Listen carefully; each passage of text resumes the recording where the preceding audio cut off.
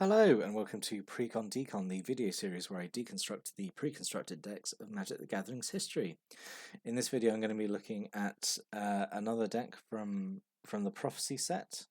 Let's get into it. It's Pummel, which is a mono green deck. So let's look at the deck list. So 23 creatures, 8 instants, 5 enchantments, 2 sorceries, 22 land, mana curve off to the side there. Yeah, let's get into it. So we have a selection of big green creatures, being mono green, that's kind of what the theme's going to be, just big old stompy creatures. So one of the rares in the deck is Avatar and Might. So it's one of these cycles of cycle of avatars in Prophecy, which are just kind of big, dumb, kind of like casual fatties. This one I feel is one of the better ones. 8/8 trample. If an opponent controls 4 more creatures than you, he's success to cast, which is okay. I mean, I guess if you're playing, I mean, you've got so many creatures in the deck already, so your opponent would have to like really be dropping a lot of creatures for them to have more than you. But yeah, it's okay. I think paying this hard casting it at 8 mana would have been fine. It's not, it's not terrible, I suppose. 8 mana for an 8/8 trample, maybe. Yeah, I feel like, I mean, it's kind of sad to say that I feel like this is one of the best avatars in the cycle. The best one I think is Avatar of Woe, which we looked at in the last deck review, which was Distress. So this one and the red one I think are then probably joint second, and the white one. And then the blue one is the worst one by far, I think. Anyway, we're not talking about other avatars, we're talking about green creatures. So we have 2 Blast Storms, probably one of the best commons in the block, honestly. 5/5 with Shroud for 4 mana. Yeah, you only have it for a few turns, but I think that just encourages you to actually like use it and be aggressive with it before it eventually fades away. 2 Hunted Wumpus, 6/6 for 4 mana, which is a good rate, but it has this pretty bad drawback of when you cast it. Every other player can basically get a creature for free from their hand. That's not wonderful. You would just have to hope that whatever they put down is not as good as what you've got already on the board. It's okay, I guess. The one upside is that it is every other player. So if you did find yourself in a team game, this helps out your teammate. So there we go, something to consider there. And then 3 Thresher Beasts. So actually surprised this one's actually okay, I think.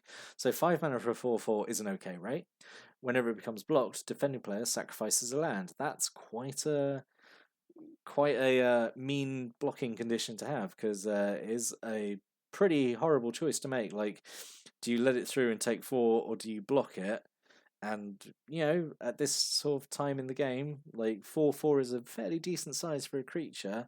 Most creatures are running about sort of like around the sort of like 2/2, 3/3 sort of range. So 4/4 quite chunky. So yeah, so you take 4 damage, or do you block it and lose a land? That's and 3 of them. So if you die with 3 of them, that's like a really horrible choice to make. But yeah, I think Thresh Beast, that's actually pretty good common, I think.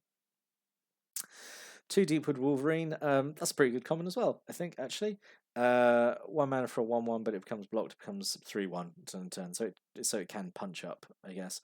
That's okay, I think. Pygmy Razorback, just 2/1 trample for 2. Yeah, that's a little weak, I think. But again, I guess fine for the time. Spore Frog. I have a feeling Spore Frog is like I'm almost certain it's like the cornerstone of like some really weird combos, just because I think because it being cheap is quite abusable in certain things. Anyway, but yeah, Spore Frog, 1 mana for a 1/1, and you can sacrifice it to do Fog. Yeah, pretty good. I like Spore Frog. I think this is one of the most iconic cards of Prophecy, thinking about it. And yeah, I think it's alright. 1 mana that he can do stuff. And if there's going to be a big turn, well, you just sack him for free and Fog. Yeah, that's alright. And 2 Vine Trellis, which is a 0/4 for 2, and taps to add 1 green. Yeah, that's okay as well. Nice when it's like a mana dork like this that can actually kind of block and survive. So yeah, that's okay. And then we have some green creatures with which aren't so good, I don't think. So Darba is a 4 mana for a 5/4 with no trample or evasion. And at the beginning of your upkeep, you have to sacrifice it unless you pay 2 green mana. So I mean, I guess 5/4 for 4 mana at the time would have been fairly strong, but I'm not sure if that's worth paying 2 mana every turn to keep it around. Especially compared to Thresher Beast or Blastoderm. Yeah, Darba is maybe not so great. Lumbering Satyr, I just don't understand the idea behind this card. So 4 mana for 5/4, which is okay. All creatures gain Forest Walk. So not all your creatures, I mean all your creatures, but also all your opponent's creatures. And you're playing a green deck, so you've just made all your opponent's creatures unblockable. So I feel like the only reason you would play this is if you are also playing against someone using green, someone who had a forest out, and you play this on the turn where you just need to win that turn because it essentially, I mean that's what it essentially is. I think it's essentially says 4 mana sorcery. If your opponent controls a forest, all your creatures are unblockable this turn.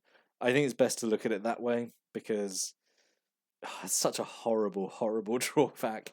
And there is just this thing of Mask's block of creatures just having really just horrible drawback.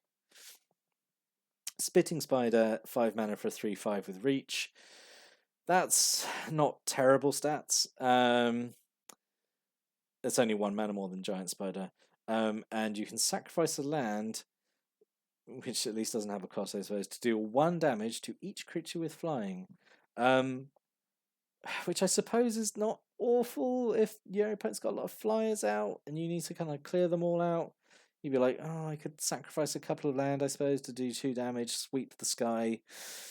But sacrificing land is always such a really severe cost, I think, because it means, if you're sacrificing lands, then you're losing resources, and then you can't play the game anymore because you can't cast spells or I don't know. And then Vintara Elephant is 5 mana for a 4/3 with trample. But it doesn't have trample all the time because it's a horrible prophecy creature, so your opponent can pay 3 to make it lose trample until end of turn. The only upside I think is that that cost is quite high, and kind of removing trample is such a niche ability. I don't think many opponents are going to be spending 3 mana. If that's the best thing they can do for 3 mana, they're not having a good time, But yeah, there is a whole cycle of these creatures in Prophecy that have oh, I've got this ability. Oh, an opponent can pay, so I don't have it anymore, because that's fun, isn't it? That your cards don't do what you want them to do half the time. And then Stampede Driver, Spell Shaper, gives all your creatures +1/+1 in trample if you spend mana and discard a card. That's okay. Does a little mini overrun. Silverglade Elemental, 5 mana for a 4/4. When it enters the battlefield, you may search your library of forest and put it into play. So it comes in untapped, and it can be any forest. It doesn't say basic forest, so I mean, not that it matters in this deck, but in some cases, that in some deck building cases, that does matter. The only thing is, it's a ramp spell that's 5 mana. By the time you can cast him, you're probably not going to need that forest. I don't know. 2 animate lands. I've just put these under creatures because they turn lands into creatures, so they're sort of creatures. Turn 10, Dark Land is a 3/3 creature that's a land for 1 mana. That's a fairly decent trick. Suddenly, just you have a 3/3 blocker just out of nowhere. That's okay, I guess. And then Living Terrain, 4 mana for an aura. Enchanted Land is a 5/6 green tree folk. So one way of looking at this is it's a 5/6. It's a 5/6 for 5 mana with haste, if you look at it that way, because you could spend 4 mana, put it on untapped forest, and then swing with that forest. So 5/6 with haste for 5. Think of it that way. But yeah, I think Living Terrain's that's okay, I think. Yeah, I like the artwork as well. It looks like a weird Cthulhu tree folk. Anyway, Living Terrain's alright, I think. 1 Invigorate, this is kind of the iconic green buff spell of the block. gives +4/+4 for 3 mana, or you can let an opponent gain 3 life, which is like such a minimal downside. I think that's fine. Wild Might is one of these like prophecy-ristic spells, and they're just dreadful. So it's 2 mana to give a creature +1/+1 till end of turn, and they get an additional +4/+4 unless any other player pays 2. So if they've got 2 mana open, great, you've spent 2 mana to give +1/+1. If they've got no mana open, then it's 2 mana for +5/+5, which is good, but it's just the fact that it's conditional, I think, makes it like pretty weak. But yeah, 2 of those, yeah, it's just not very good design, is it? I think that would have been fine to be like +2/+2 and an additional +3/+3, so like even it out on both sides, kind of meet in the middle. But anyway, Seal of Strength is one of the seals. We've talked about these quite a lot. It's just enchantment goes down. You can sacrifice any time to give something +3/+3 something to turn. Has pros and cons, I think, over sort of just traditional giant growth in your hand. I've talked about them a lot. I'm not going to repeat what I've said before. And then Treetop Bracers is aura that gives +1/+1, and the creature can only be blocked by creatures with flying. So kind of like an okay way of giving evasion to your big green fatties. And then a Tranquility destroys all enchantments. Yeah, fine. I don't think that really hurts your stuff as much.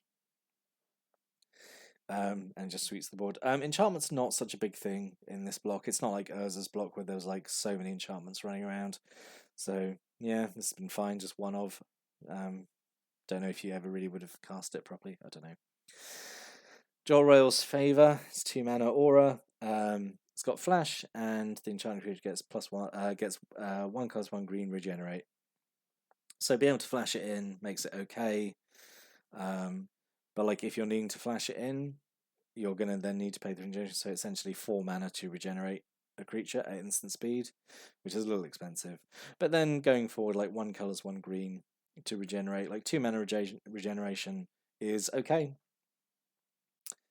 And then snag 2 of these. You can discard a forest from your hand instead of paying its mana cost.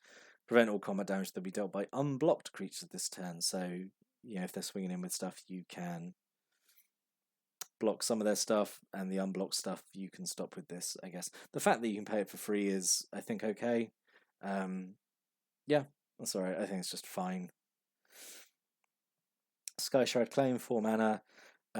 Set your life for 2 forests, put them into play, and then shuffle. Again, they come in untapped, and it doesn't say basic forests. So, yeah, I think that's actually fairly decent. Again, not relevant in this deck, but again, for certain deck building cases, that definitely matters. And then the other rare of the deck is Vitalizing Wind. This is 9 mana instant to give your creatures +7/+7 to end of turn. This being an instant actually makes it quite interesting. If it was just a big dumb sorcery, then I don't think it'd be as interesting. Obviously, 9 mana is like a lot. But to give +7/+7 to end of turn to your whole board is obviously very, very strong. But like, is the game? Are you gonna get to 9 mana reliably to do it? I mean, possibly. Actually, having said that, you have Sky Shroud Claim, you have 2 Vine Trellises, you have this Hickory Woodlot here, which is one of these depletion lands. When you tap it, it gives you 2 green mana. So possibly, you know, like I feel like, you know, if you manage to cast that vitalizing wind, then yeah, that's pretty much always going to be, I think, game for you, isn't it? But yeah, this is part of a cycle of big rare wins from Prophecy. I think this is kind of in the middle. The other ones sort of run the range. The black one destroys all your opponent's creatures, which is obviously very strong. The red one does 10 damage to something, which is okay. This gives all your stuff +7/+7. And then the white one gives you life, because of course the white one gives you life. And the blue one just makes you just exile some cards from an opponent's library. It doesn't do anything to affect the board at all, so yeah, not great. Anyway, and then we talked about Hickory Woodlot. So what could have been? So, I mean, like it's mono green. It's kind of a bit boring. It doesn't really have much of an identity, I don't think. I think there are some better choices that could have gone in here. Desert Twister lets you destroy a permanent. I think that would have been fine. Jol Rail is a legendary spell shaper. That was the thing in Prophecy, that you have some legendary spell shapers, which is quite fun. This could have replaced one of the rares. She's 2 colors, 1 green. Discard 2 cards because she's a legendary spell shaper, so she needs 2 cards to do her effect. But until your end of turn, all lands a player controls are 3/3 creatures until end turns. That's fine, I guess. I wonder if there's some sort of really janky casual combo where she turns all your opponent's lands into creatures and then you kill them all with something. I don't know. Thrive, just put +1/+1 counter up to X type creatures. Okay, that's fine. And then this is the most like mind-boggling thing. There's no revives. You're playing a mono green deck, and like there's no revives in here. Even just one would have been fine, but like this would essentially be like, oh, get any card from your graveyard back into your hand. Yeah, really mad they didn't have revive in this deck. So in summary, it's all right. It's mono green. It's pretty boring. Honestly, it doesn't really have much of an identity other than just being like a mono green deck. It's not doing, I feel like, anything too interesting. It's just it's just very boring. Yeah, not much to say about it really, I don't think. What do you think? Did you have this deck? Did you play it? What changes did you make to it? I'd like to know how you made this deck potentially more interesting. Stick a comment below, but I'll be back next time to talk about another prophecy themed deck. But until then, thank you for watching and listening, and have a good day.